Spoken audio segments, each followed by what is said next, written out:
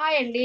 మనం ఈ గోబీ కాలీఫ్లవర్ పచ్చడి నిల్వ పెట్టుకోవాలనుకున్నప్పుడు బాగా కడిగి ఎండలో ఆరేసిన తర్వాత మళ్ళీ దీంట్లో కళాయిలో ఆయిల్ వేసి ఆయిల్ బాగా కాగిన తర్వాత ఒకసారి వేసి 1-2 నిమిషాలు అలా వేయించి ఇలా తీసి స్టవ్ తర్వాత తగినంత కొంచెం పసుపు, అవి 2 సోళ్ళ ముక్కలు అయినాయండి. 2 గిద్దెల కారం అనమాట. మన ఇష్టం, గిద్దెన్నర కూడా వేసుకోవచ్చు. 2 గిద్దెల ఉప్పు, దాంతోపాటు మెంతులు, ఆవాలు కలిపిన పౌడరు,